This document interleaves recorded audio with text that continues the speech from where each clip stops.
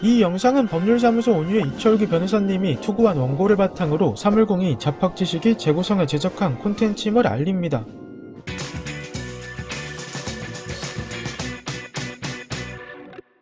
차를 이용해 도주하는 용의자를 경찰차가 뒤쫓는 상황은 종종 발생합니다. 그런데 용의자를 잡기 위해 매우 빠른 속도로 질주하다 보면 주변의 다른 차량이나 건물 등에 부딪힐 위험이 커지고 이로 인해 사건과 무관한 국민의 재산에 손실을 끼치는 일이 생길 수 있습니다.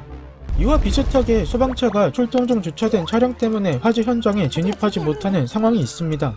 이때 소방차가 차량을 밀고 가도 괜찮다고 아는 사람이 많은데 법령을 위반해 소방차의 통행이나 활동에 방해되어 강제 처분했을 때는 손실을 보장하지 않아도 되나 판단이 모호한 경우가 있고 이때는 사건과 무관한 국민의 재산에 손실을 끼치는 일이 생길 수 있습니다.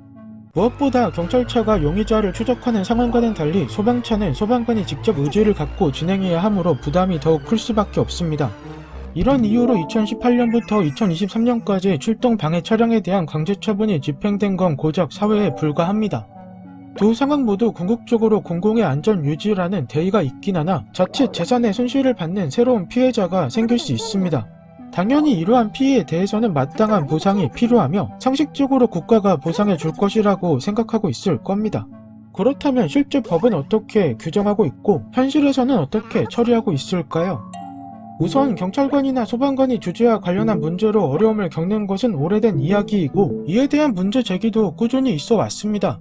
그래서 관련 규정으로 경찰은 위험 발생의 방지, 범죄의 예방 등을 위해 필요한 조치를 취할 수 있다는 경찰관 직무집행법을 개정해 마련했고 소방은 소방차 긴급 출동 시 방해되는 차량과 물건을 제거하거나 이동시킬 수 있다는 소방기본법을 개정해 마련했습니다. 하지만 해당 조항이 있어도 현실적으로 적용하기 어렵다는 말이 많습니다.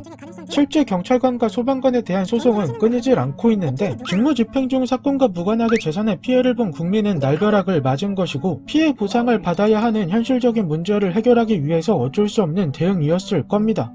그런데 경찰관이나 소방관이 개인으로서 소송에 대응하고 직무 집행이 정당했다는 것을 증명하는 과정은 쉽지 않습니다.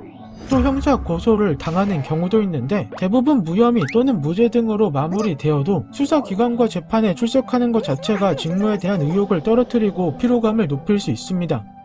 이에 많은 국민이 경찰관과 소방관의 민사 형사상 책임의 완전 면제를 요구했고 관련 법안도 많이 발의됐는데 민사 책임을 면제하면 피해자에 대한 배상과 보상이 불가능해진다는 현실적인 문제가 있어서 형사 책임만 감경할 수 있는 선에서 법을 개정했습니다. 사실 위와 같은 법률이 없었던 때도 공무원의 직무집행상 발생한 손실에 대해서 국민은 국가나 지자체의 국가배상법에 따라 손해배상을 청구할 수 있었습니다.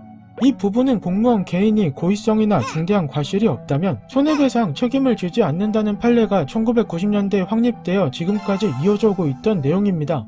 다만 판례로만 인정해오던 것을 법률로 명확히 명시해 놓아야 직무집행에 부담이 덜할 수밖에 없습니다.